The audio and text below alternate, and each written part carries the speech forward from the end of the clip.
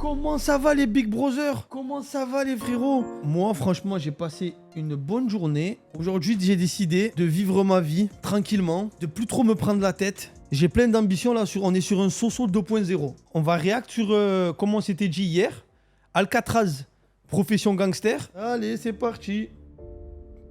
Alcatraz. Manifestement une prison pas comme les autres.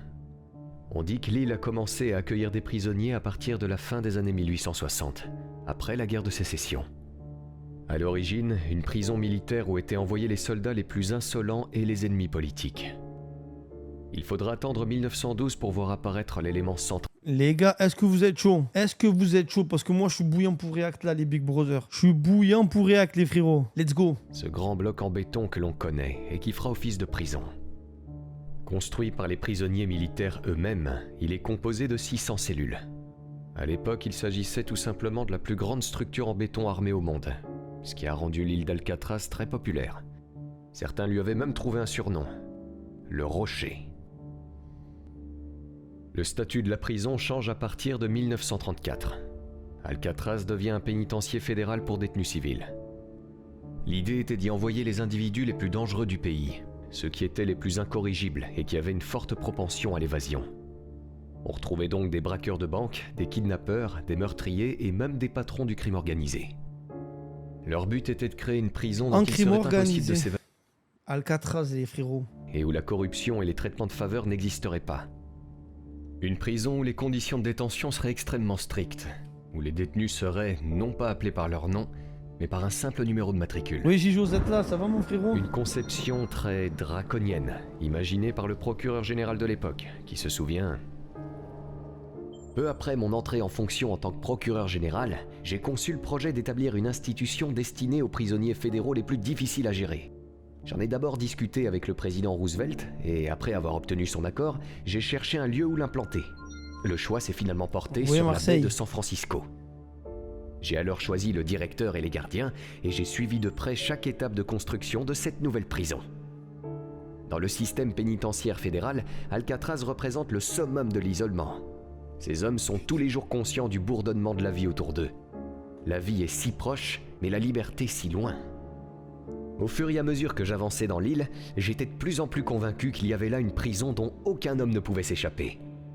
Nous étions prêts.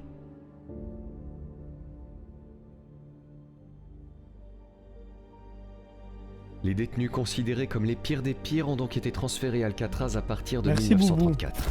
Merci frérot. Al Capone, Machine Gun Kelly, Bumpy Johnson, Whitey... Oui, que les Avengers les gars là. Que les Avengers. Al Capone, Machine Gun Kelly, Bumpy Johnson. Ou encore Mickey Cohen, pour ne citer que. Mickey Cohen. De grands noms qui ont très probablement contribué à alimenter l'atmosphère mystérieuse et fantasmagorique de l'île. Mais bon, à Alcatraz, ces individus n'étaient désormais plus rien, réduits à de simples numéros pour les briser moralement. Leurs conditions de détention étaient particulièrement insupportables. Les privilèges étaient réduits au strict minimum, avec uniquement les besoins vitaux, comme la nourriture, l'eau, les vêtements et les soins médicaux.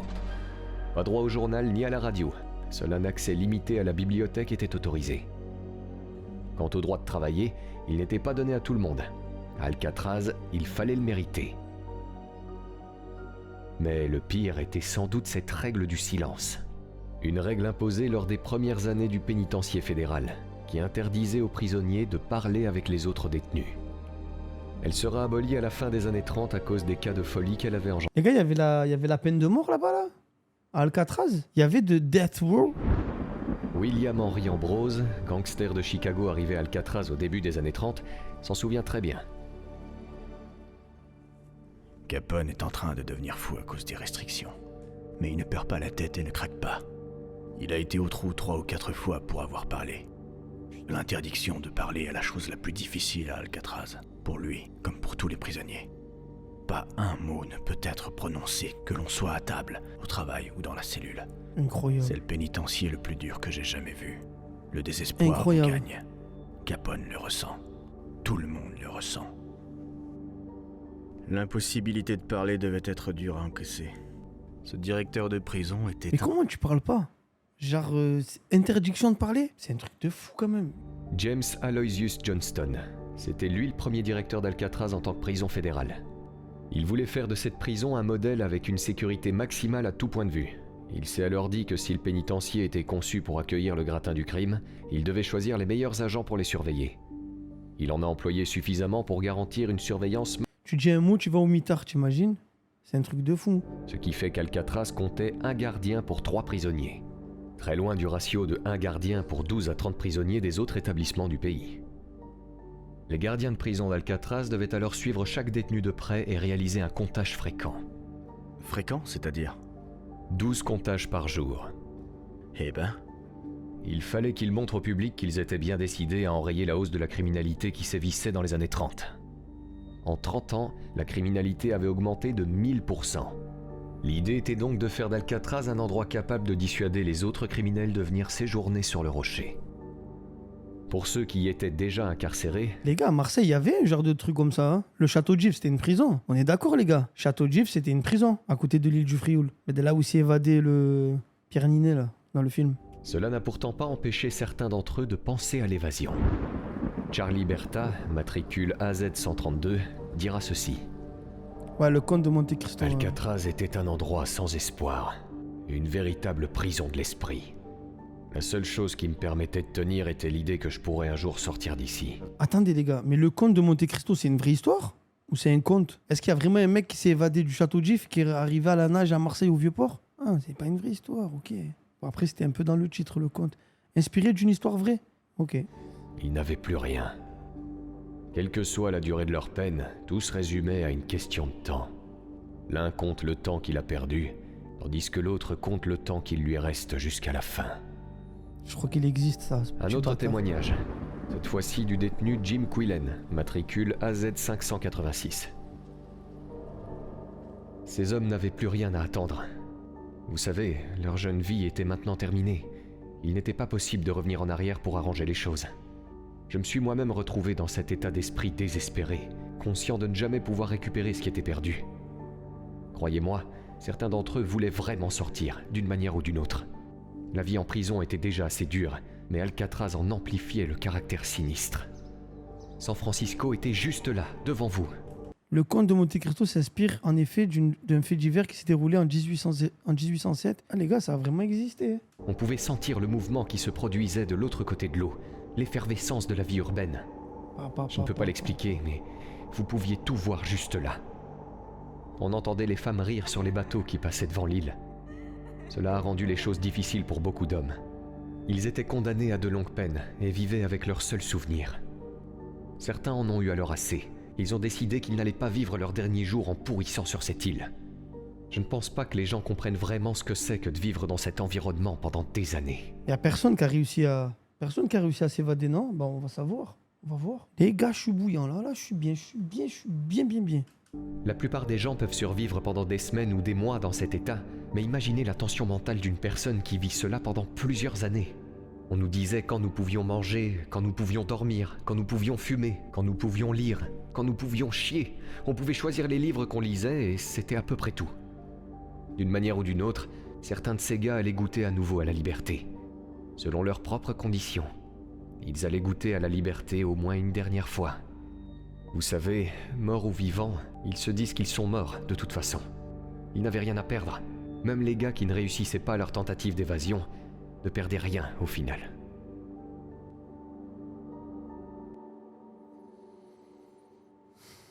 Incroyable.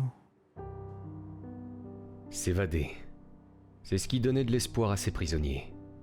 Pour beaucoup, c'était un sujet de discussion récurrent. Les histoires et les légendes d'évasion passées n'avaient de cesse de circuler sur l'île. Attends une minute. T'es en train de me dire que l'évasion de 62 n'était pas la première? Eh bien, d'après les dossiers, il y aurait eu 14 tentatives d'évasion depuis que la prison était devenue un pénitencier fédéral. Les évasions avaient même déjà commencé à l'époque de la prison militaire, avec plus de 35 tentatives. Prisonniers militaires et fédéraux étaient alors confrontés aux mêmes difficultés, la plus notable étant la mer qui entourait l'île. Un véritable obstacle pour les fugitifs, qui devaient lutter contre les grandes marées. Ainsi, sur les 35 tentatives de l'époque militaire, 17 prisonniers se sont noyés. Et qu'en est-il des 14 tentatives entre 1934 et 1962? C'est ce qu'on va voir à présent. Grâce au dossier, on va pouvoir en savoir plus sur chacune d'entre elles. Il s'agit là d'éléments déterminants qui pourront sans doute nous permettre de L'Opimous. résoudre l'affaire de 62. Bien vu le sang. Il n'est pas impossible que les frères Anglin et Frank Morris se soient inspirés de leur... On dirait pas lui qui joue Deadpool, lui. Je sais pas comment il s'appelle le nom de l'acteur. Alors, qu'est-ce qu'on a? Non, c'est pas Matt Damon. Ah, voici la première tentative d'évasion. Ouais, nous on l'appelle Tentative Deadpool, commise mesquin. le 27 avril 1936 par le détenu Joseph Bowers, matricule AZ210. On dirait pas le gardien du stade de l'école, du gymnase et tout, lui. Tu as vu, c'est lui qui ouvre le portail. Bowers est arrivé à Alcatraz Ça en va, septembre ça va, ça va. 1934, avec une peine de 25 ans à purger suite à un cambriolage raté. Il faisait partie des premiers groupes de détenus arrivés Et il sur ouvre le rocher. portail de Le l'école. médecin en chef de la prison nous Tu sais, en c'est dit... lui qui dort à l'école, qu'à la maison à l'école. Et que son ensemble kappa, tiens, bâtard. Ah putain, je suis fort. Bowers est un homme avec une intelligence très limitée. Il représente un véritable défi en matière de détention, nécessitant probablement l'application de mesures strictes. PSG Un 5-0. autre rapport du docteur suggère que Bowers souffrait d'une maladie Oh, mentale. patate, Paris. Il était d'ailleurs considéré comme fou et désespéré par les autres détenus. La règle du silence instaurée dans les premières années, ajoutée à On ne dirait pas. Non, je t'emboucane, je t'emboucane. Ça va, je me concentre, c'est bon. Voilà, je me focus, c'est bon, je me concentre. Désolé les brothers. la routine implacable de la prison ont lourdement pesé sur lui, ce qui n'a pas aidé à améliorer son état mental. Un jour, il a refusé de travailler à la blanchisserie où il était assigné. Résultat, il a été confiné dans une cellule de 1m80 sur 1m80 pendant 3 mois. Un jour de juin 1935, alors qu'il devait aller travailler à la blanchisserie, il s'est mis à crier. Oh. Mettez-moi au cachot! Je ne veux pas aller travailler! Il a été par la suite sévèrement puni, placé à l'isolement, puis soumis à un régime alimentaire restrictif. Tes professions Plus gangsters, tard, ils sont chauds. il a été envoyé pour travailler à l'incinérateur de l'île, situé à l'ouest du rocher. Un travail banal, mais pénible.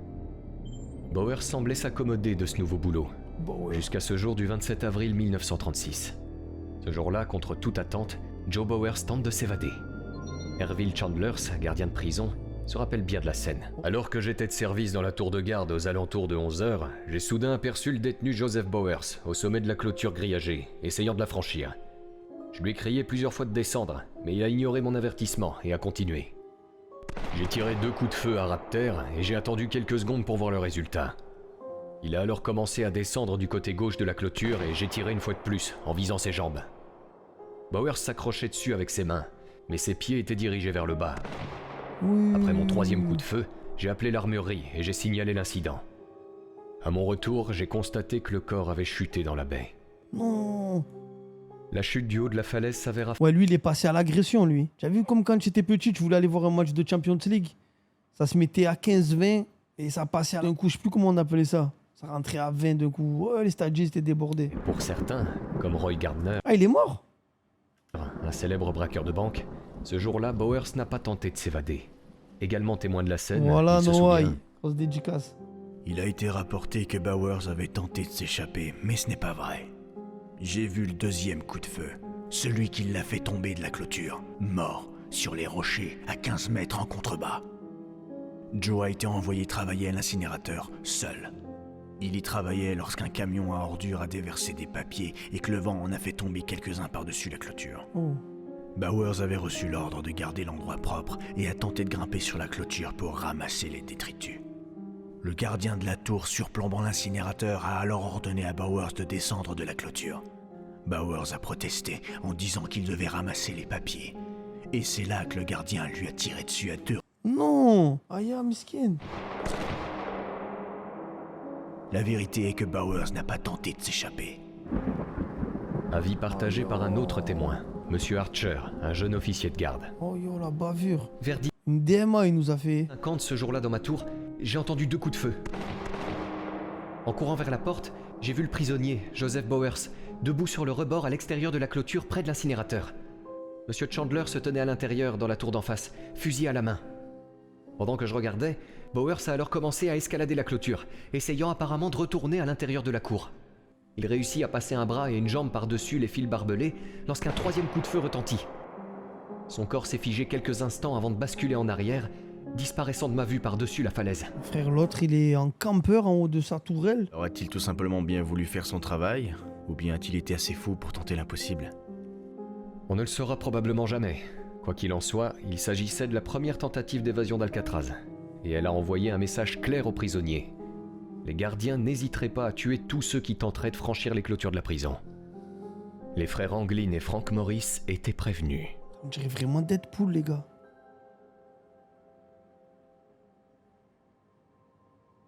Je crois que dans le multiverse, Deadpool, il était... La deuxième tentative d'évasion s'est déroulée le 16 décembre 1937.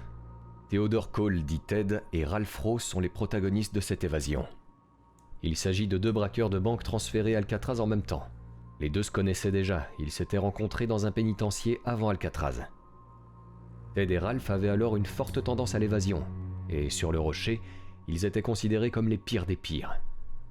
Le dossier de Ted Cole le décrit comme un abruti vicieux et tueur, doté en plus d'un calme inhabituel. Son dossier est rempli d'actes de violence et de crimes passibles de la peine de mort. Il est dit que Ted est un criminel vicieux qui commet des vols, des enlèvements et d'autres crimes qui dépassent les frontières de l'État. Quant à Ralph, ce n'était pas un enfant de cœur non plus. Son dossier est truffé de mentions de braquage de banque s'étalant sur plus d'une décennie. Il avait été transféré à Alcatraz à cause de ses nombreuses tentatives d'évasion. Sur le rocher, il était alors une menace constante, comme l'indique ce rapport. Ce prisonnier fait constamment du bruit, sème la discorde parmi les autres prisonniers. Il a été placé à l'isolement dans le bloc A parce qu'il agitait constamment les détenus du bloc D et qu'il défiait les gardiens en les provoquant en combat. Ted Cole et Ralph Rowe étaient donc de nouveau réunis, cette fois dans la prison la plus sécurisée du pays. Une prison dans laquelle ils n'ont pas l'intention de rester très longtemps, puisque l'idée d'une potentielle évasion ne tarde pas à germer. C'est dans les anciens bâtiments industriels de la prison, situés à l'extrême nord de l'île, qu'ils vont trouver la faille. Ted et Ralph sont en effet affectés à un atelier de réparation de pneus situé dans un bâtiment qui avait échappé aux rénovations de sécurité. Les barreaux qui couvraient les fenêtres étaient en fer doux d'origine, laissés par l'armée à l'époque.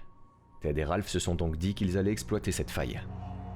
Pendant plusieurs semaines, ils capitalisent alors sur cette brèche en sciant discrètement et à tour de rôle les barreaux d'une fenêtre à l'arrière du bâtiment. Ils utilisent des lames de scie à métaux préalablement volées et cachent leur travail grâce à un mélange de graisse et de cirage. Ils sont bons, hein? Le jour de l'évasion, le temps est particulièrement brumeux, ce qui constituera leur plus grand avantage. Tout débute lors du comptage de routine de 13 heures.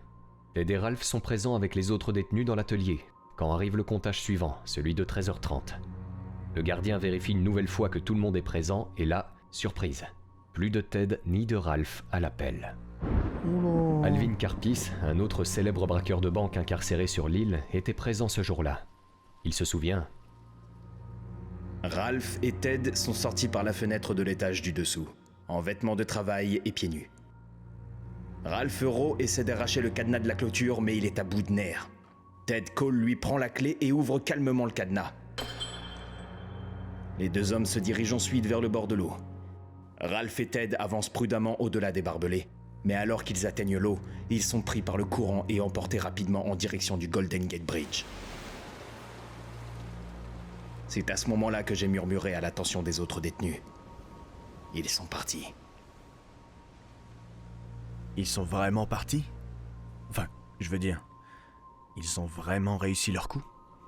Les gars, ils sont morts ou pas? C'est un truc de fou. Eh bien, quelques minutes après le comptage de 13h30, l'alerte sera lancée. Les autorités pénitentiaires partent immédiatement à leur recherche, mais rien. Aucune trace de Ted Cole et de Ralph Rowe. Le directeur adjoint de la prison écrira dans un rapport: « Nous avons procédé à une fouille complète de la zone sans trouver d'autres indices ou signes des fugitifs. Pas d'empreintes de pas ni de vêtements. Nous avons passé l'île au peigne fin, pénétré dans toutes les résidences et inspecté tous les coins et recoins. Les bateaux des gardes-côtes américains ont également été informés de l'évasion et toutes les eaux environnantes de l'île ont été minutieusement patrouillées. » Les gars, le directeur de la prison, il est obligé de dire qu'ils sont morts. Parce que ça va donner trop d'idées aux autres détenus si jamais il va dire « Effectivement, on a retrouvé son t-shirt sur la baie, ils ont pris une voiture, on a vu des traces de pas. » Donc jamais, même si c'est obligé, il va faire une autre communication, sachez-le. Il y avait un courant exceptionnellement fort à proximité de l'île à ce moment-là, causé par une marée extrêmement haute. Mort noyé alors? C'est ce que penseront les autorités. Un avis partagé par l'ingénieur municipal adjoint de San Francisco, qui dira dans le journal local: « Bah oui. Le jour où Rowe et Cole ont pris la fuite a été l'un des jours où les marées ont été exceptionnellement fortes. Un bon nageur partant d'Alcatraz se serait retrouvé à traverser le Golden Gate dans le brouillard avant d'avoir dépensé suffisamment d'énergie pour atteindre le rivage en eau calme. Les petites embarcations n'auraient pas pu résister au courant. C'est de Comme la l'affaire com. de Swasser, Ça veut père dire de leur- que même la communication pour les gens qui habitent dans la ville, de se dire il y a des détenus qui ont réussi à s'échapper et qui en ce moment ils sont dans la nature, c'est mauvais pour eux. Ça veut dire même lui dans le journal, on lui a sommé au-dessus de dire les gars ils sont morts. Même s'ils n'étaient pas morts ou morts, ils diront qu'ils sont morts dans tous les cas. Malgré les recherches approfondies sur l'île et le long des côtes, rien de concluant. C'est à se demander si le duo a finalement réussi à survivre. La théorie de la réussite commence alors à émerger. Certains journaux publient des articles disant que les deux hommes auraient apparemment été vus dans des bars, ou encore qu'ils auraient commis des vols après leur évasion. Un ancien détenu d'Alcatraz dira de plus à un enquêteur qu'il était certain qu'ils avaient réussi leur coup. Et ouais. L'espoir d'un possible succès a ainsi commencé à gagner la population carcérale de l'île. Alvin Karpis n'était lui pas aussi optimiste. Il se souvient. Alors que nous restions à la fenêtre à regarder, Ralph et Ted ont pris de la vitesse. Ils venaient juste de passer la bouée qui se tordait sur le côté à cause du fort courant quand, à moins de 500 mètres du rivage, Ralph a disparu comme si quelqu'un l'avait attrapé sous l'eau. Oh. Oh. Une affaire bien étrange. L'affaire est d'ailleurs toujours non élucidée à ce jour. Et même si les responsables de la prison ont conclu l'affaire en s'appuyant sur la thèse de la noyade, certains éléments nous indiquent le contraire. Ah ouais. Mais l'élément le plus intriguant reste sans doute cet article datant d'avril 1941, soit quelques années après leur mystérieuse disparition. Dans un article que Ted et Ralph auraient réussi à gagner l'Amérique du Sud. Il écrira, sans donner de source, « Ils vivent actuellement en Amérique du Sud et ont résidé pendant un certain temps au Pérou et au Chili. Seuls prisonniers à avoir réussi à s'évader du rocher, ils ont échappé à toutes les forces de l'ordre engagées dans l'une des plus grandes chasses à l'homme de l'histoire. Tout ce que Rowe et Cole avaient à faire, c'était de s'accrocher aux sangles des bidons, un de chaque côté du radeau ballotté. Dans l'un d'entre eux se trouvaient des vêtements civils avec lesquels les deux fugitifs ont pris la fuite vers le nord par la Redwood Highway. Bien qu'ils aient prévu de retrouver un complice en voiture dans le comté de Marin, ils ont finalement poursuivi leur chemin seuls. Aujourd'hui, ces fugitifs notoires seraient en possession d'une somme d'argent conséquente et mèneraient une vie confortable depuis leur refuge en Amérique du Sud. Finalement, peu importe le dénouement de cette histoire, l'évasion de Ted et Ralph Je crois qu'ils l'ont fait. Hein. Je crois qu'ils l'ont fait les frérots. a redonné espoir aux prisonniers d'Alcatraz. S'échapper du rocher était apparemment possible.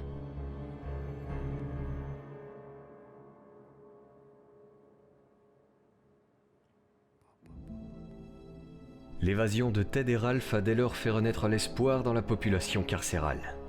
C'était le sujet qui revenait le plus dans les conversations des détenus, qui commençaient déjà à élaborer des stratégies de sortie. Ils se sont noyés, tu penses? Pendant ce temps, Les gars, ben on va voir. Les gars, pour vous, noyer ou évader?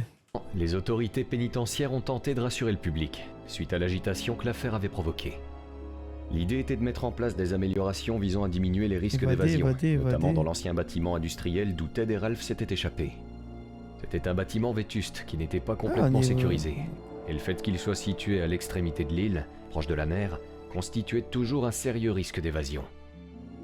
Les améliorations en termes de sécurité ayant tardé, d'autres détenus ont eu le temps de tenter leur Vous chance. pensez, vous, la plupart, que ouais, évader, hein. C'est plus dans le évader. En tout cas, les gars, je tiens à saluer cette chaîne YouTube qui est incroyable. La dernière fois, on s'est régalé avec le gang des Lyonnais. Là, encore une fois, on est pris dedans. Franchement, ils sont bons. La voix, les illustrations, et tout tchikwadji. Tous les trois condamnés à de lourdes peines pour braquage de banque. Ça se passe le 23 mai 1938, dans ce qui sera l'une des tentatives d'évasion les plus violentes. Ce jour-là, Lucas, Franklin et Limerick travaillent dans l'atelier de menuiserie du bâtiment et se disent qu'ils vont jouer sur l'effet de surprise pour retrouver leur liberté. Ils étudient parfaitement la ronde des gardiens qui les surveillent et remarquent qu'il y en a un posté au dernier étage du bâtiment où ils travaillent, ainsi que deux autres sur le toit. Peu importe, ils sont déterminés à tenter le coup, quitte à utiliser la violence. Ok. La tentative d'évasion commence lorsque Franklin tue le gardien situé à leur étage à coups de...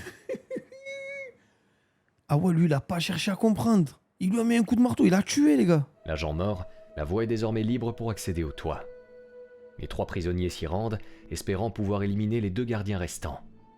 Mais en arrivant sur place, ils ne font pas long feu. Limerick Ils les ont est tabassés. immédiatement abattu. tandis que Franklin est blessé par balle. Lucas est finalement le seul qui réussit à se cacher. Leur tentative échouera donc lamentablement. Seuls survivants, Lucas et Franklin sont alors appréhendés par les officiers. Ils vont plus Il voir le fallait jour. vraiment être désespéré pour tenter un coup pareil. Et en vrai, tu te dis mort pour mort, je tente. Hein. S'ils partent pour perpète. 13 janvier 1939. C'est la date de la 4e tentative d'évasion d'Alcatraz. Quels sont les protagonistes cette fois-ci? Arthur Doc Barker, Dale Stamfield, William Martin, Henry Young et Rufus McCain. Des braqueurs de banque, pour ne pas 5, changer. Décidément. Alcatraz était rempli de ce type de malfrats. Ces gars-là représentaient près de la moitié de la population carcérale de l'île. Les braqueurs de banque étaient en effet ceux qui avaient le plus tendance à s'évader. Attendez les gars, j'ai 6C, il m'appelle. Dis bonjour au chat. C'est un fou. C'est un fou. Il était devant, je sais pas, 5000 personnes et il a dit faites du bruit pour Sosomanes, il va montrer. Bah vas-y, on reprend. C'était Djibril Cissé, les gars. Ces types étaient à l'origine des casses les plus spectaculaires et complexes de leur époque. Ils étaient intelligents, méticuleux, déterminés et avaient l'habitude de préparer des plans élaborés pour arriver à leur fin. À Alcatraz, ils ont donc continué à faire ce qu'ils faisaient de mieux et ont commencé à étudier chaque recoin de la prison, recherchant la moindre faille pour l'utiliser à leur avantage. Je Alors, comprends mieux. on est 5. Ils Pour sont revenir 5. donc à cette 4e tentative d'évasion, il semble que Doc Barker était le leader de ce groupe d'évadés. Doc Barker aurait apparemment songé à s'évader dès son arrivée sur le rocher. Henry Young, l'un des participants à l'évasion, le décrivait comme quelqu'un de déterminé. Barker était l'un des hommes les plus dangereux d'Amérique. Je savais qu'il était déterminé et impitoyable, et qu'une fois qu'il avait commencé quelque chose, rien ne pouvait l'arrêter, sauf la mort. Si je devais m'évader d'Alcatraz, ce serait sans aucun doute avec lui. Barker travaillait dans le même atelier de réparation que Ted Cole et Ralph Rowe. Il les aurait même aidés lors de leur tentative d'évasion, en leur procurant notamment des outils essentiels pour scier les barreaux des fenêtres. Il savait qu'un jour, ce serait son tour. Il a donc réfléchi et s'est dit que le meilleur moyen de sortir de son trou serait d'exploiter une des failles de la prison, C'est comme quoi l'avaient fait Ted et Ralph à l'époque. C'était quoi, Ça les gars? tombait bien, il y en avait une dans la section de la prison où il était incarcéré. Le bloc D, une structure qui datait encore de l'époque militaire.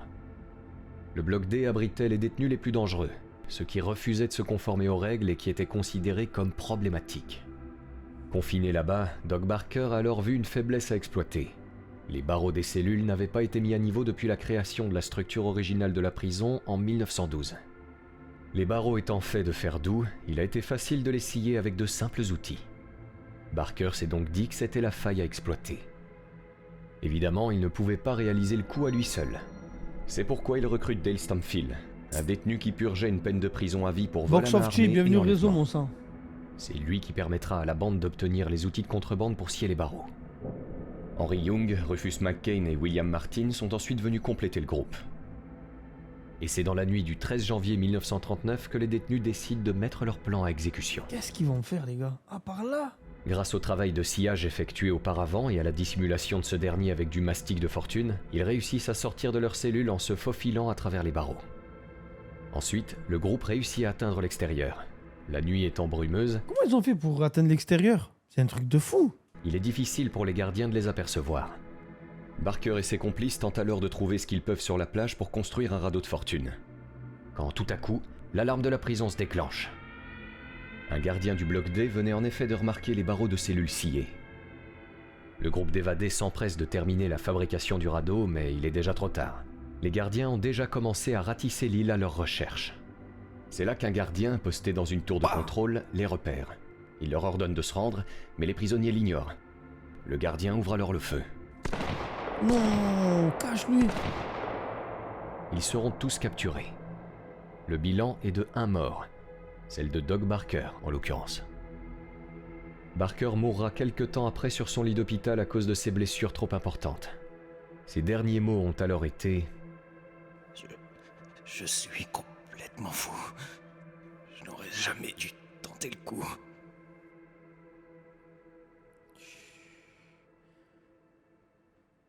Oh là là. Ça en fait des failles tout de même.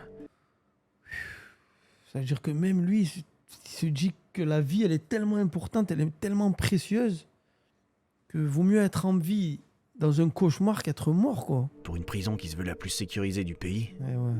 Les responsables de la Elle prison est belle, étaient la pourtant vie, les gars. conscients du problème. Ils savaient qu'il fallait améliorer la sécurité de certains bâtiments. Précisément l'ancien bâtiment des industries, là où la plupart des tentatives d'évasion s'étaient produites jusqu'à présent. Il fallait agir, et ils l'ont fait, en abandonnant d'ailleurs l'ancien bâtiment pour un nouveau, un bâtiment plus sûr et plus sécurisé, notamment pour les gardiens. Puis il y a eu le réaménagement du bloc D, avec un changement opéré sur les barreaux des cellules, fait cette fois-ci dans un matériau plus solide. Mais j'imagine que ça n'a pas suffi étant donné que les tentatives d'évasion ne se sont pas arrêtées là. Effectivement, la suivante survient le 14 avril 1943. James Bowerman, Harold Brest, Floyd Hamilton et Fred Hunter, tous les 4 incarcérés à Alcatraz pour braquage de banque et kidnapping, Il y en a beaucoup qui ont tenté, c'est un truc de fou, hein. Que ça tente. et tu vas pas le croire, mais la tentative d'évasion viendra une nouvelle fois de l'ancien bâtiment des industries. Mais je croyais qu'il avait été abandonné. Eh bien, pas entièrement. Le niveau inférieur du bâtiment servait encore d'atelier pour les détenus. Bowerman, Brest, Hamilton et Hunter travaillaient là-bas, et en ont alors profité pour se faire la malle. Ça a commencé par la prise d'otage de 2 gardiens. Le premier est rapidement maîtrisé par les prisonniers. Il le plaque au sol et le menace avec une espèce de couteau de fortune pour le dissuader de donner l'alerte. D'après le gardien, les individus semblaient particulièrement déterminés, prêts à tout pour s'échapper de l'île, quitte à tuer. Non, j'ai pas Taisez-vous. vu Bichou et... Ouais, j'ai pas vu. Écoutez, vous n'avez aucune chance de vous en sortir. Servez-vous de vos têtes, messieurs. Une fois le premier gardien maîtrisé et ligoté, les 4 détenus s'occupent du deuxième. Ce dernier remarque alors que quelque chose de louche se trame. L'atelier est plus calme que d'habitude. Il pénètre donc à l'intérieur pour une inspection, puis veut sortir pour donner l'alerte. C'est là que les prisonniers attaquent. Ancien officier de la marine, le gardien se débat violemment et ne se laisse pas faire. Mais il finit lui aussi par être ligoté. Ouh là là. Le groupe de fugitifs ne perd plus de temps. Ils s'enfuient tous par une des fenêtres du bâtiment, escaladent la clôture de la prison et une fois sur la plage, se mettent à l'eau. Bowerman, Brest et Hamilton s'éloignent petit à petit de l'île à la nage en direction de San Francisco. Hunter, blessé en tombant de la clôture, se retire lui dans une petite grotte pour se mettre à l'abri. Quand tout à coup, l'alarme retentit. Un gardien posté dans une tour de contrôle. Les gars, tous, ils tentent à la nage, hein. L'eau, elle est gelée. Ils tentent tous à la nage, c'est un truc de fou. Aperçoit plusieurs silhouettes dans l'eau qui tentent de quitter l'île à la nage. Il tire avec son Springfield et réussit à en toucher un. Oh là C'est là. Bowerman. Mort. Touché à la tête, son corps s'enfoncera dans les profondeurs et Oh ne sera là plus là. jamais retrouvé. Brest, qui était à ses côtés, est appréhendé par les autorités. Même chose pour Hunter, qui est récupéré par un bateau du pénitencier. Quant à Hamilton, il est présumé noyé. Les autorités le cherchent longtemps, Il mais ne était réussissent caché. pas à le trouver. En fait, Hamilton a fait demi-tour lorsqu'il a entendu les balles siffler au-dessus de sa tête. Il s'est alors dirigé vers la grotte où Hunter s'est caché. Hamilton restera là-bas 2 jours avant d'abandonner et de retourner dans un atelier de l'ancien bâtiment des industries. Comble de l'ironie, c'est un des gardiens qu'il avait pris en otage quelques jours plus tôt qui le retrouve recroquevillé, affaibli par la faim. Pauvre Hamilton. Si proche du but. Encore une autre tentative. Celle-ci est l'œuvre de John Giles. En vrai de vrai, là, tu te dis, il y a aucune solution. Vous ferez quoi, vous, les gars? Genre, je fais appel à votre cerveau. Si vous devez vous évader d'une île gelée. Giles s'occupait un emploi au quai de chargement, un endroit où était déchargé le linge de l'armée pour y être nettoyé. Profitant de sa situation, il vole un Dommage, uniforme entier de l'armée, pièce par pièce, Oh. qu'il utilisera pour tenter de quitter l'île incognito. Oh, les gars. Il en a tenté une belle, lui. Il en a tenté une pas mal, celui-là. La tentative se déroule le 31 juillet 1945. Ah, Giles, vêtu de son uniforme, monte tranquillement à bord d'une vedette dans laquelle se trouvent plusieurs militaires. À ce moment-là, Giles pense rejoindre San Francisco. Mais il n'en est rien. Le bateau part en fait en direction d'Angel Island, une île située non loin d'Alcatraz. Aïe, ah, miskin. L'alerte de sa disparition ayant déjà été donnée, un bateau réussit à rattraper la vedette dans lequel se trouve le prisonnier. Il est appréhendé et renvoyé dans sa cellule. Aïe, aïe, il était presque. Il était à ça. Il était à ça. Oh là là. Tiens, encore une autre. Et là, c'est du sérieux. La tentative se passe au début du mois de mai 1946. Son nom, la bataille d'Alcatraz. Bataille d'Alcatraz? Ça commence à être sérieux cette histoire. Qu'est-ce qu'on a dessus? La tentative d'évasion la plus violente et la plus sanglante jamais vue sur le rocher. Le plan de l'évasion est échafaudé par Bernard Coy, un braqueur de banque du Kentucky, connu pour ses multiples tentatives d'évasion. Sur l'île, Coy occupe un poste dans le bloc cellulaire principal de la prison. Un jour, il décèle une faille dans la salle des armes qui surplombe le bâtiment cellulaire. Il s'aperçoit en effet que les barreaux qui la protègent peuvent être élargis à l'aide d'un outil d'écartement. Pour Coy, l'idée est donc de s'introduire dans l'armurerie, de voler des armes, de prendre les gardiens en otage et enfin, de se tirer de la prison. C'est dit, je prends quelqu'un en otage jusqu'au bout. Coy n'est alors pas seul. Il est accompagné par 5 autres individus. Joseph Kretzer, Marvin Hubbard, Sam Shockley, Miran Thompson et Clarence Carnes. Tous condamnés pour avoir volé quelque chose au cours de leur vie. Tout commence le 2 mai 1946, lorsque Bernard Coy et Marvin Hubbard attaquent un gardien dans le bloc principal. Ils réussissent à le maîtriser, puis font sortir Joseph Kretzer et Clarence Carnes de leur cellule. Coy va alors à la salle des armes. Il écarte les barreaux grâce à un outil fourni par ses complices et se faufile à l'intérieur. Ouh là là. Coy s'était privé de nourriture pendant une période assez longue pour pouvoir justement passer entre les barreaux. Le voilà maintenant dans l'armurerie. Il attend que le gardien revienne, puis le maîtrise.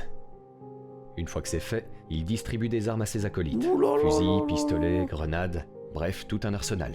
Moi je suis lui, j'ouvre à tout le monde, je donne des armes à tout le monde. Carnage à l'intérieur. Hope se dirige ensuite vers le bloc D, où il libère une douzaine de détenus, dont Sam Shockley et Miran Thompson, qui complètent l'équipe. Une douzaine. À ce moment-là, leur but est de trouver une clé qui leur permettrait de pénétrer dans la cour de la prison et accéder au quai de l'île, pour pouvoir ensuite s'enfuir à bord d'un bateau de la prison.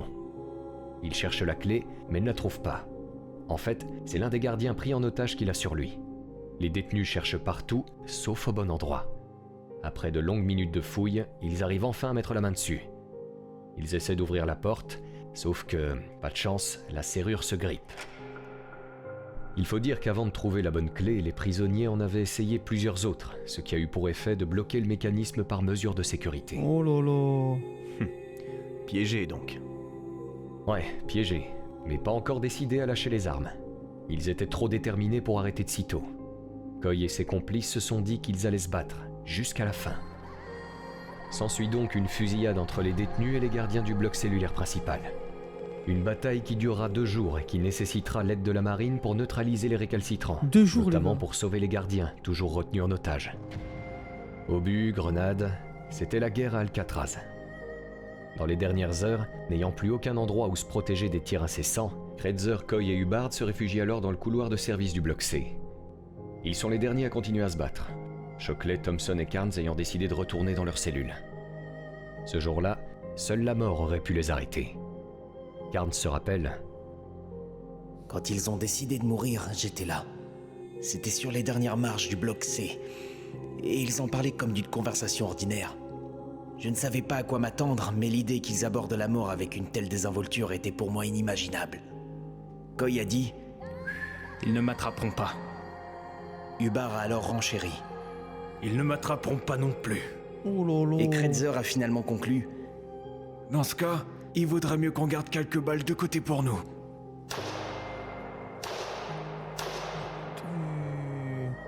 Au total, 2 gardiens pris en otage périront dans la bataille d'Alcatraz. 14 autres seront blessés.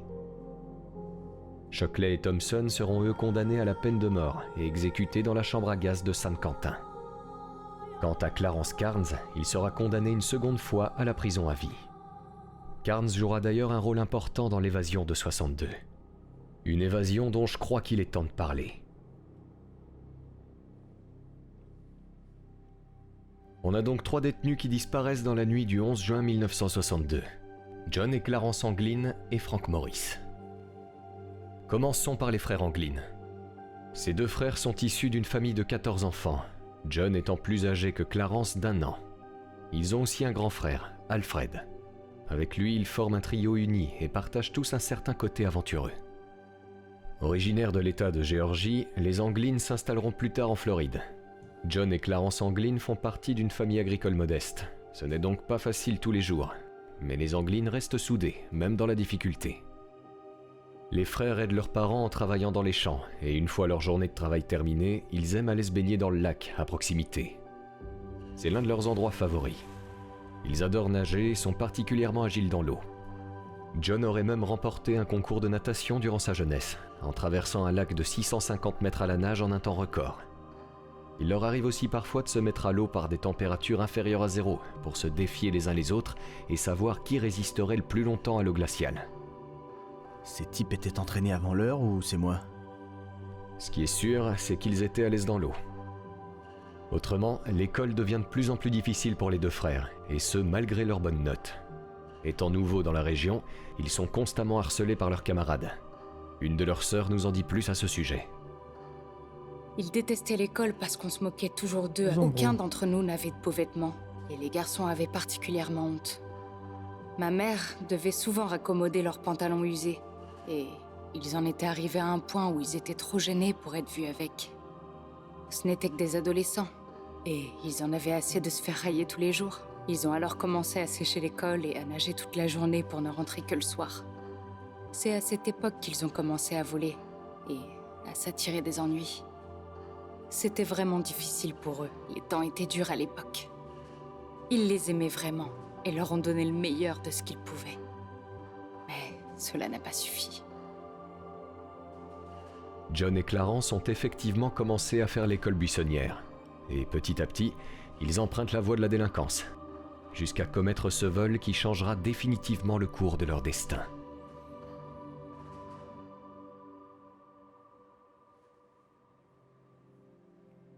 Je crois que c'est eux qui l'ont fait, les gars. Je crois que ça va être eux. C'est un braquage de banque qui se passe en 1958 dans la ville de Columbia, en Alabama. John, Clarence et leur frère Alfred décident de réaliser un casse important pour se faire un maximum d'argent avant de prendre un nouveau départ. Ils attaquent alors la banque et repartent avec un joli pactole pour l'époque, plus de 18 000 $. Ils s'enfuient et à partir de là, c'est la cavale pour les trois frères.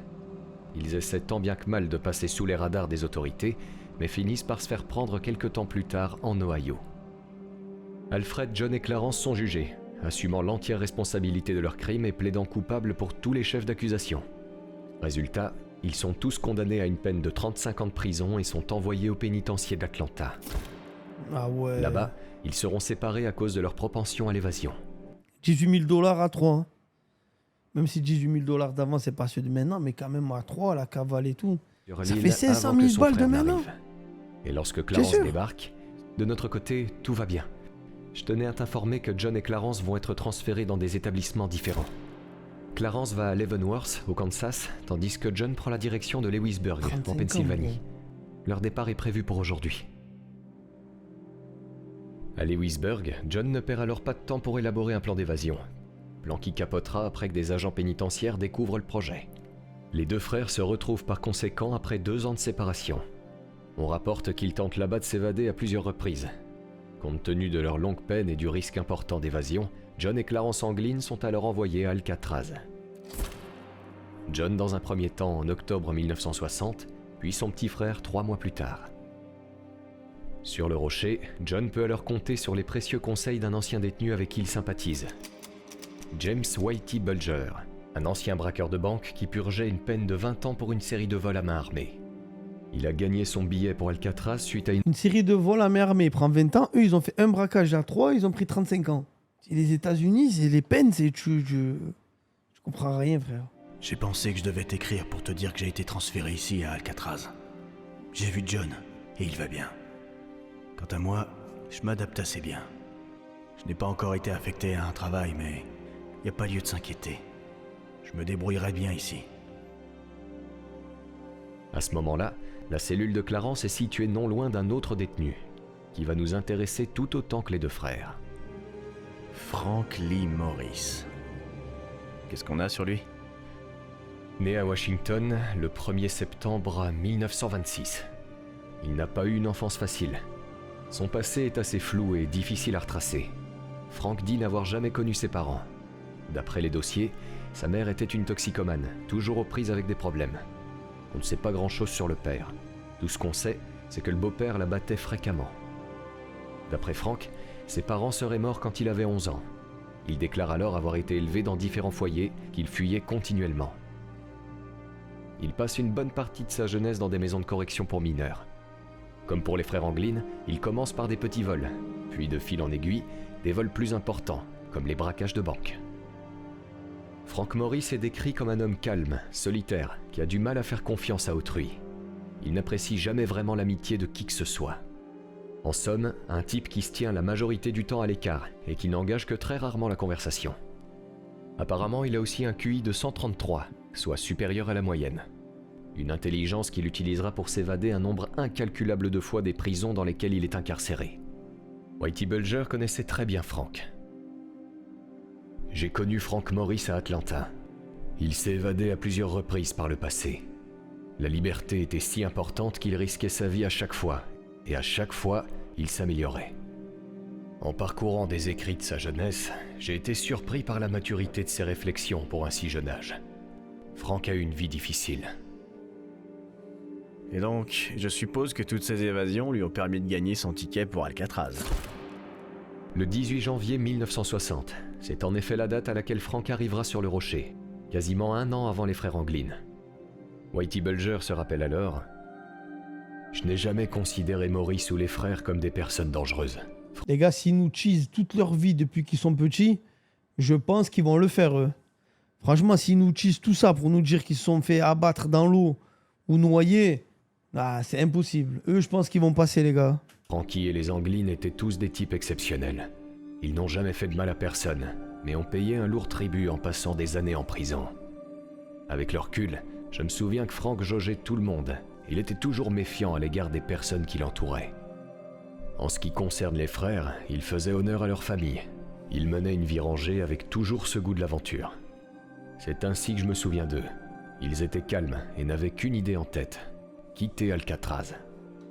Pour Allen West, c'est une toute autre histoire. Allen quoi? Qui c'est celui-là?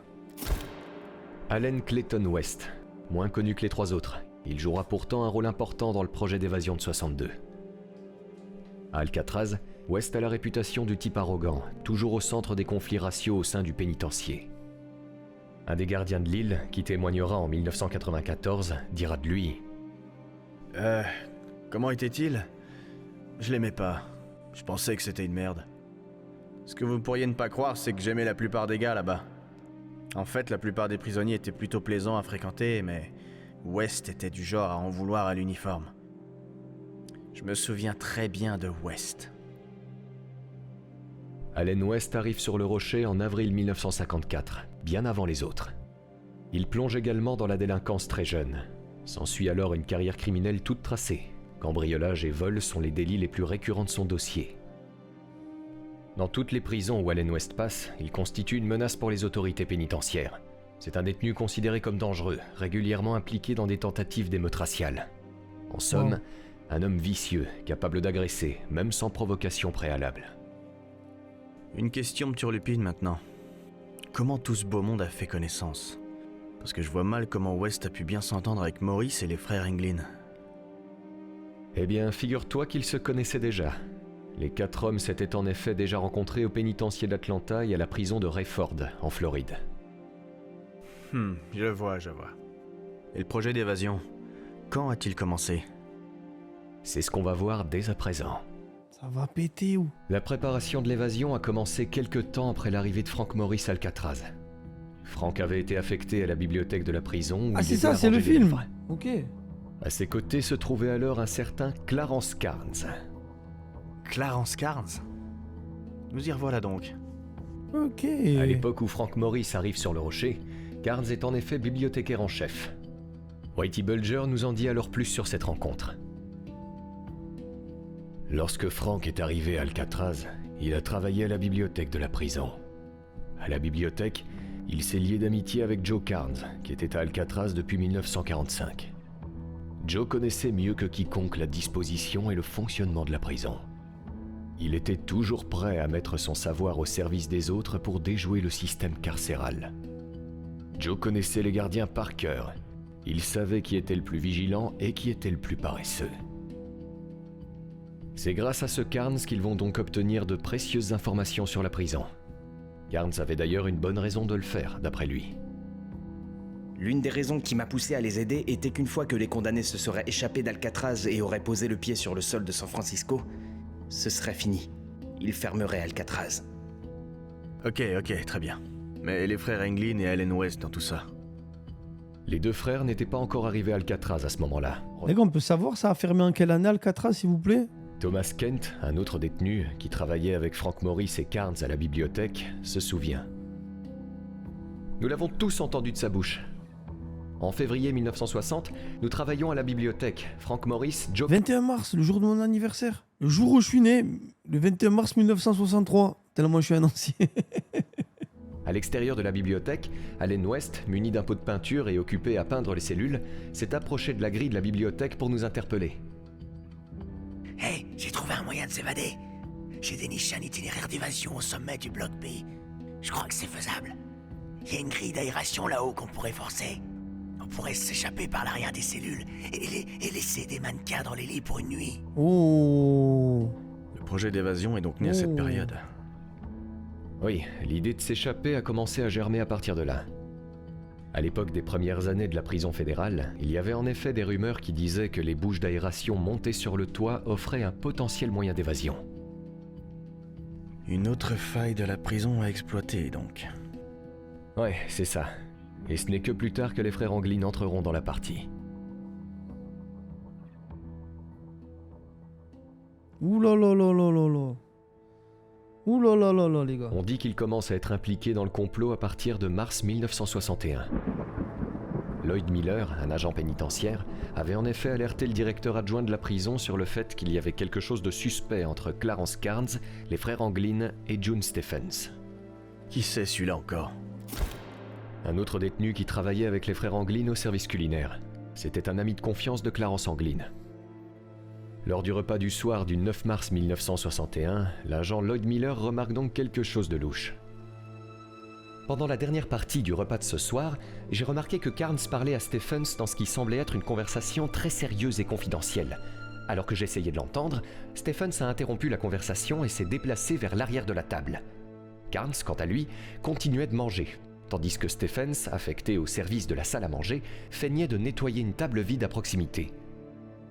Une fois la salle à manger vidée et le reste du personnel entré, j'ai vu Stephens rejoindre les frères Englin à leur arrivée pour les emmener à l'écart. Il s'est alors engagé dans une conversation sérieuse et confidentielle avec eux, sans qu'aucun officier ou autre détenu ne puisse l'entendre.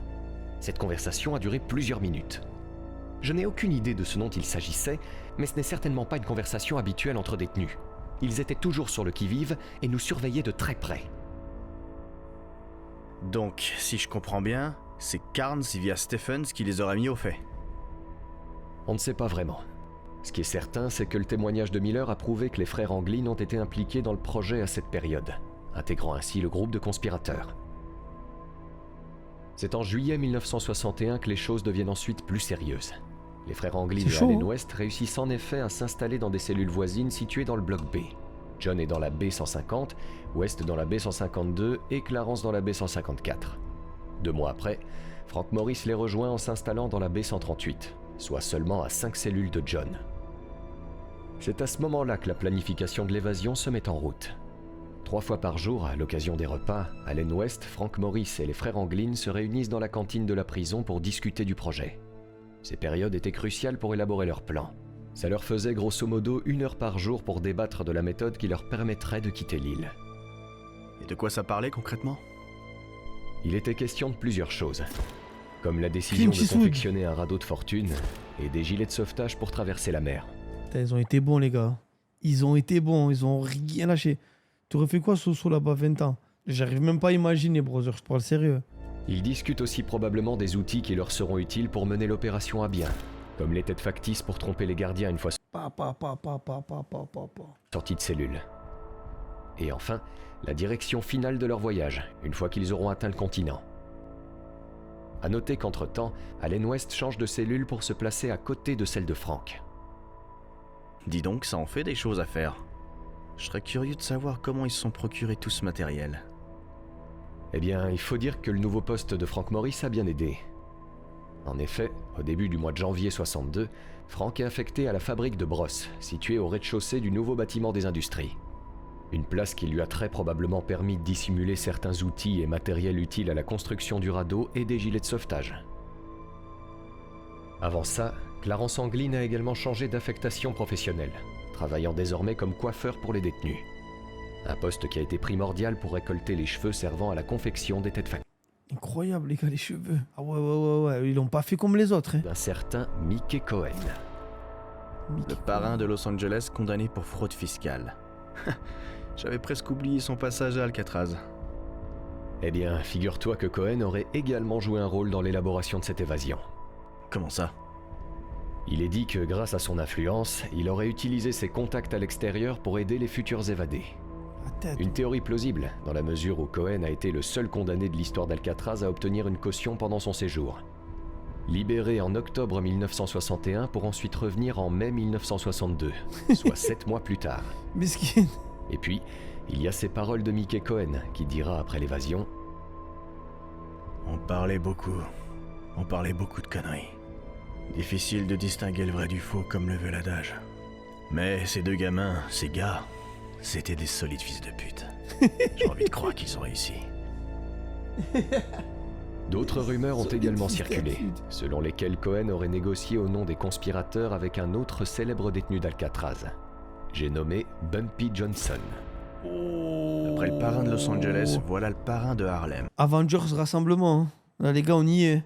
Décidément, ça fait du beau monde impliqué dans cette affaire. Mickey Cohen et Bumpy Johnson se seraient en effet promenés à diverses reprises dans la cour de la prison, ce qui aurait soulevé la méfiance et l'intérêt chez les gardiens. Bumpy était en quelque sorte le leader de la population carcérale afro-américaine à Alcatraz, une figure respectée du crime organisé, qui lui conférait une sorte de statut sur le rocher, Bumpy comme l'indique ce Johnson. rapport. Il a usé de son influence à 1 ou 2 fois pour limiter les troubles. Il a été signalé comme ayant une influence stabilisatrice pendant une période de tension raciale. Une personne très respectée est considérée comme un conseiller par notre population de couleur. Il est en très bon terme avec tous les détenus et fait preuve de courtoisie et de respect envers le personnel à tout moment. Que Bumpy, par l'intermédiaire d'un officier corrompu, aurait profité de ses contacts à l'extérieur pour aider le groupe d'évadés en leur fournissant un bateau pour fuir. Toujours grâce à ses contacts, Bumpy leur aurait aussi permis d'obtenir une certaine somme d'argent. Et ce n'est pas fini, puisqu'il est encore dit que Bumpy aurait acheté le silence des détenus afro-américains incarcérés dans les cellules derrière le groupe d'évadés. Un ancien gardien de la prison se rappelle alors: « Le fait qu'il n'ait rien dit reste pour moi un mystère. Les cellules étaient dos à dos avec le couloir entre les deux. Les détenus noirs étaient en face des blancs. Ils savaient ce qui se passait. Lorsque ces détenus rampaient là-haut, nuit après nuit, pour apporter du matériel, les détenus noirs pouvaient l'entendre. Et pourtant, ils n'ont jamais dit un mot. » Je ne comprends pas. Ils auraient eu beaucoup à gagner en informant les responsables de la prison du projet d'évasion. Pourquoi ne l'ont-ils pas fait? Bumpy, te Faut leur... croire qu'ils obéissaient à Bumpy. Bah oui. D'ailleurs, pour en revenir au parrain de Harlem, figure-toi qu'il a travaillé avec Frank à la fabrique de brosses. Dans les deux cas, cela lui aurait donné l'occasion de parler avec eux. Je vois. L'idée était de creuser autour de la grille de ventilation de la cellule pour avoir un espace suffisant et accéder au couloir de service non gardé, situé juste derrière. De là, il pourrait alors accéder au toit grâce à une bouche d'aération. Les murs en ciment des cellules s'étant détériorés au fil du temps, ils ont donc joué sur ce point faible. Pendant des mois, ils vont alors creuser en cachette. Quand l'un creusait, l'autre montait la garde, et ainsi de suite. Et pour dissimuler leur travail, ils utilisaient du simple carton peint pour tromper la vigilance des gardiens, qui ils se sont chauds. doutés évidemment de rien. Les gars, eux là, il y avait du level, hein, niveau QI. L'accordéon de Frank Morris sera même utilisé pour couvrir les bruits. Plutôt malin comme plan. Et qu'ont-ils fait des débris? Mis dans les poches de leurs pantalons, puis disséminés au fur et à mesure dans la cour de la prison. Après ça, il a été question de confectionner les fausses têtes qui feraient office de leurre la nuit de l'évasion. Les cheveux récoltés par Clarence et un mélange de papier toilette de... Le cerveau, toujours mieux que la force. Hein. En vrai, la force, ça te montre que tu peux le faire vite fait. Ça peut passer une fois sur 10. Mais le cerveau, toujours mieux que la force. Ça, j'en suis sûr. Même dans la vie. Hein. Le radeau de fortune est ensuite construit grâce à des imperméables de détenus volés. Puis ce sera les gilets de sauvetage et les pagaies en bois. Les gars, ils ont tout fait. Non, Ils réussissent même à voler un moteur d'aspirateur pour le transformer en perceuse pour desserrer les vis du trou d'aération sur le toit. Non. Ils fabriquent aussi un périscope, une lampe de poche... Attends, je te coupe. Où ont-ils caché tout ce bazar? C'est chaud. Derrière le mur de leur cellule et en dessous du toit. Comme ça, ni vu ni connu. Tu prends en otage le directeur de la... Toi, ça se voit que tu viens d'arriver là. Je sais pas ce qu'il y a des mecs qui ont fait une guerre de 2 jours à l'intérieur, avec des otages. Ils ont appelé la marine, ils sont arrivés, ils les ont canardés. Frank Morris commande 2 livres, susceptibles de nous révéler la destination finale du groupe d'évadés. 2 bouquins pour apprendre l'espagnol. Dis-toi qu'après un braquage de banque en 1955, Frank avait dit aux autorités avoir l'intention de s'enfuir au Mexique ou en Amérique du Sud pour repartir à zéro. Une piste intéressante. Ces gars-là n'ont rien laissé au hasard. Dans un autre témoignage, Whitey Bulger nous dit alors ça. Ils étaient disciplinés, ils faisaient de l'exercice, ils étaient jeunes, forts et en excellente forme physique. Petit à petit, ils ont réussi à s'acclimater au choc de l'eau froide. Ils s'entraînaient dur, en sachant parfaitement les défis qui les attendaient. Ouais, ils sont chauds. Ils faisaient de l'exercice pour renforcer leur force dans leurs cellules, en courant sur place sans chaussettes sur le sol en ciment froid. Ils ont même drapé des serviettes mouillées et froides autour de leur cou et de leurs épaules, ainsi qu'à l'intérieur de leurs vêtements pour s'adapter. Les gars, vous imaginez ce qu'ils ont fait pour sortir? Non, c'est trop là. Là, ils sont en train de préparer leur corps au choc climatique, comme Bear Grylls. Les gars-là étaient pleins de ressources et voulaient profiter de tous les avantages. Et d'après un autre détenu, ils avaient un plan A, un plan B, un plan C et même un plan D. Et ce pour chaque scénario. Finalement, il ne leur restait plus qu'à choisir la date. Et ce sera dans la nuit du 11 juin 1962 qu'ils décideront de mettre leur plan à exécution.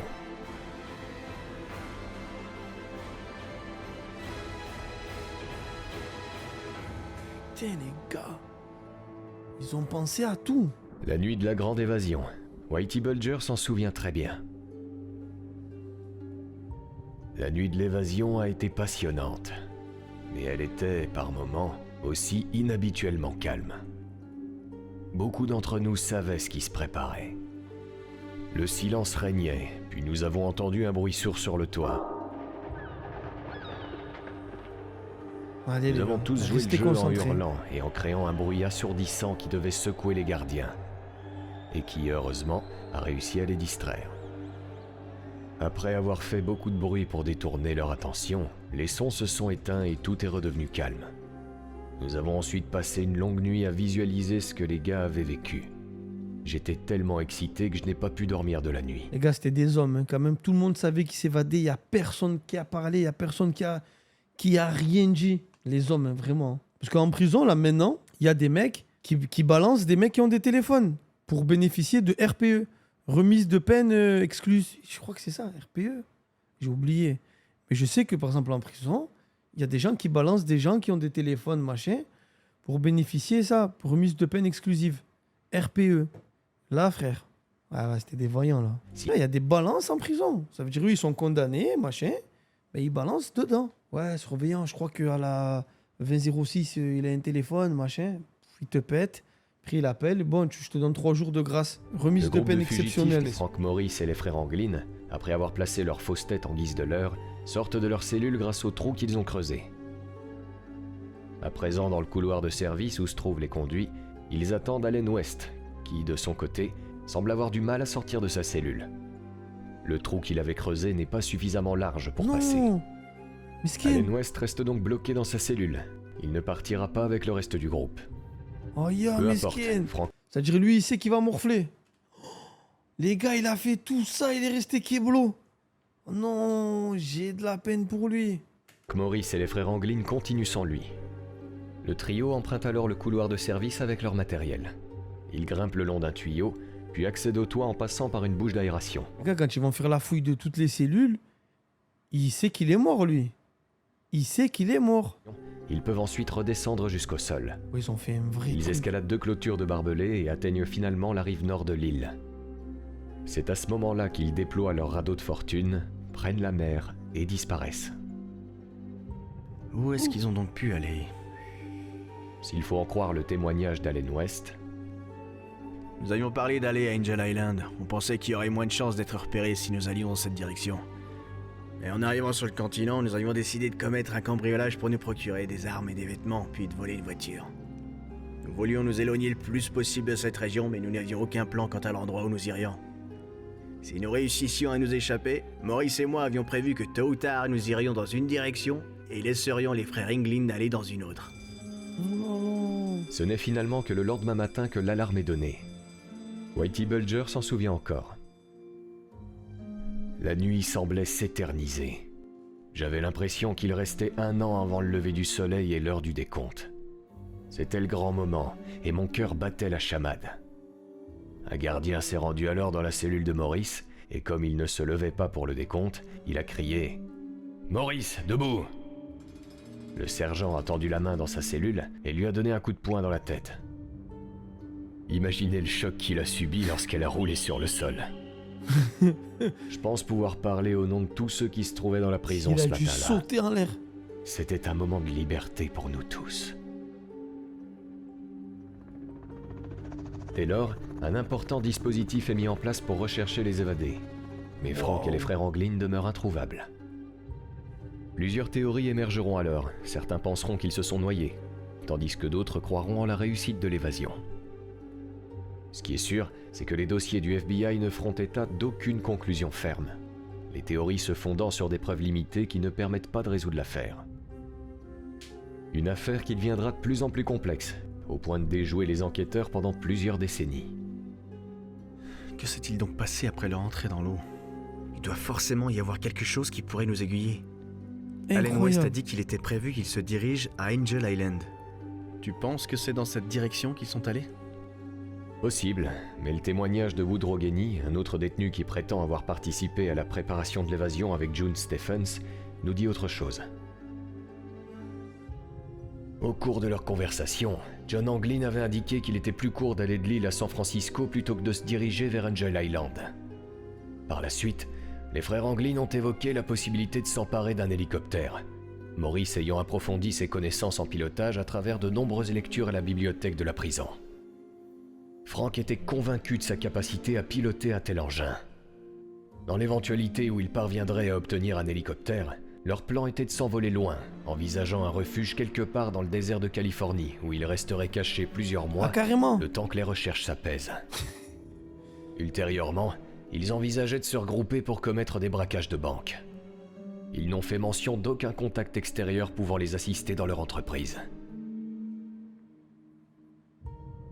La théorie la plus populaire est que le trio s'est noyé en voulant rejoindre le continent.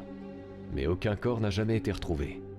Seule une pagaie en bois et des effets personnels sont retrouvés, mais il est possible qu'ils les aient laissés pour faire croire aux enquêteurs qu'ils se sont noyés.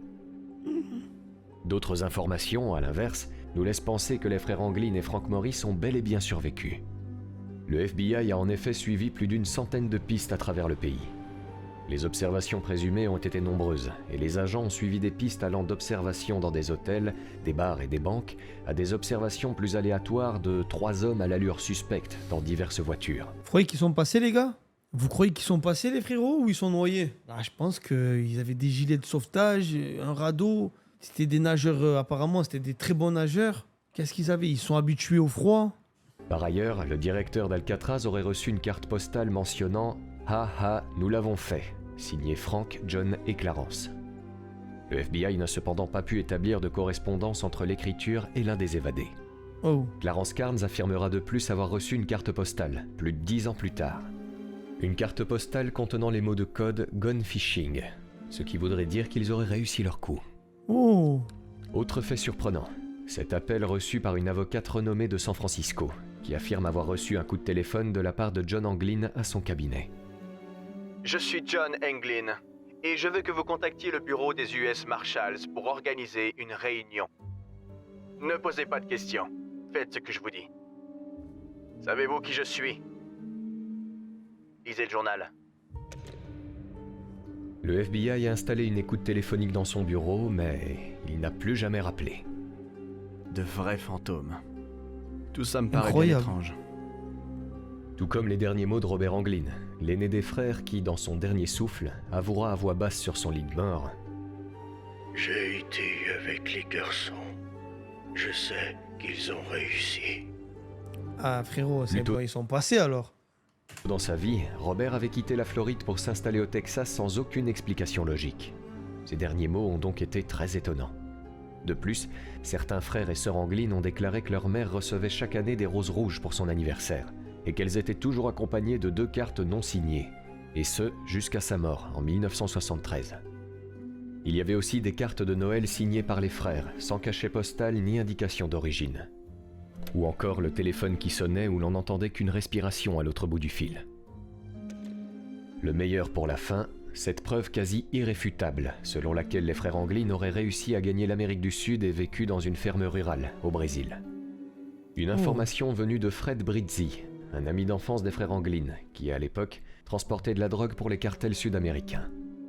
Celui-ci affirme qu'il est entré en contact avec John et Clarence près de 20 ans plus tôt. Il montrera alors une photo datant de 1975, dans laquelle on voit 2 hommes dans la campagne brésilienne. 2 hommes qui seraient, possiblement, les frères Anglin. Fous-toi de ma gueule. Non, c'était bien eux. Fous-toi de Eh ma bien, gueule. pour le savoir, il a fallu attendre 25 ans, jusqu'à ce que la photo soit analysée par des experts en imagerie faciale. Et le résultat a été le suivant. Selon toute probabilité, la photo serait authentique, ce qui veut dire qu'il est très probable que les 2 personnes figurant sur la photo fournie par Fred Brizzi soient John et Clarence Anglin. Incroyable. Ils sont passés, les Et gars. qu'en est-il de Frank? Était-il avec eux? Le sort de Frank Morris n'a malheureusement pas été mentionné. Brizzi a déclaré qu'il y avait un autre homme avec les 2 frères, mais son identité ne lui a jamais été révélée. Cependant, en 1967, un homme a appelé les autorités en leur disant qu'il avait été le camarade de classe de Frank Morris et qu'il le connaissait depuis 30 ans. Il a alors affirmé l'avoir croisé dans le Maryland et l'a décrit comme ayant une petite barbe et une moustache. Malheureusement, il a refusé de donner plus de détails. Ah ouais. Autre déclaration, celle de Bud Morris, un homme qui prétendait être le cousin de Frank et qui dira l'avoir rencontré en personne dans un parc de San Diego. Et ce peu après la date de l'évasion. Et c'est à peu près tout ce qu'on a sur Frank Morris. Je vois. Ça en fait des choses tout de même. Je pense que nous avons maintenant de quoi faire pour mener à bien l'enquête. Ouais, et il y a du boulot. Mettons-nous au travail sans plus tarder. Incroyable. Attends, je vois qu'il y a un dernier témoignage de Whitey Bulger. Je crois qu'il nous fait part de ses conclusions par rapport à toute cette affaire. Le directeur espérait qu'il s'était noyé, tandis que les détenus croyaient ils l'ont fait. Je pense qu'ils auraient pu s'en sortir assez facilement. Ils ont probablement volé une voiture et parcouru une grande distance avant même de penser à se procurer de l'argent. Ces gars étaient intelligents, disposant de multiples plans de secours. Rapidement, ils ont créé un écart considérable entre eux et Alcatraz, sachant parfaitement comment échapper aux soupçons. Je crois qu'ils sont tous parvenus à la liberté et qu'ils ont suivi leur plan de couper tous les liens. C'était une question de discipline stricte de leur part de couper totalement les liens avec leur passé. C'est pourquoi personne n'a jamais eu de leurs nouvelles. Non pas uniquement pour disparaître, mais pour protéger leur famille. Avant l'évasion, nous avons discuté en détail des tactiques que les fédéraux emploieraient pour essayer de capturer les fugitifs. L'une d'entre elles consistait à utiliser une pression extrême sur les familles. Je sais cela de première main, et je sais qu'il est possible de disparaître efficacement. Le trio n'a pas réalisé la plus grande évasion de l'histoire des États-Unis sans avoir un plan solide sur la méthodologie de survie une fois libre. Wow. C'est un dilemme douloureux, mais pour le bien de tous, ils n'avaient pas le choix. C'était plus facile pour Maurice, car il n'avait pas de famille proche. Mais il devait en être ainsi pour la sécurité de tous. Chaque fois que je repense à mes années passées à Alcatraz et à ce matin du 12 juin 1962, cela me remonte le moral, et j'applaudis silencieusement. Finalement, ils ont fermé 1 an après. 10 mois après. Ils ont fermé Alcatraz 10 mois après, les gars. C'est peut-être grâce à eux. Que Dieu bénisse ce trio. Ils ont contribué à la fermeture d'Alcatraz et sont entrés dans l'histoire. J'espère qu'ils ont vécu une vie longue et heureuse après Alcatraz. Incroyable. Eux...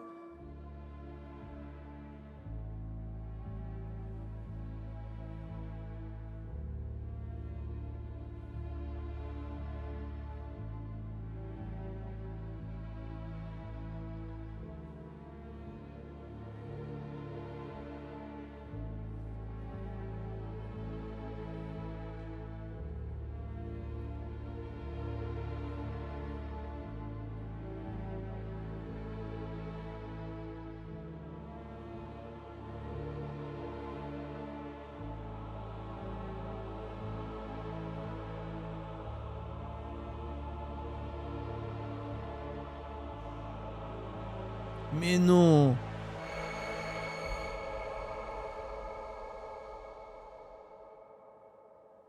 les gars, incroyable. C'était un truc de fou, les gars. On s'est régalé, les frérots. Wow, Profession Gangster. C'était grave lourd, les Big Brothers.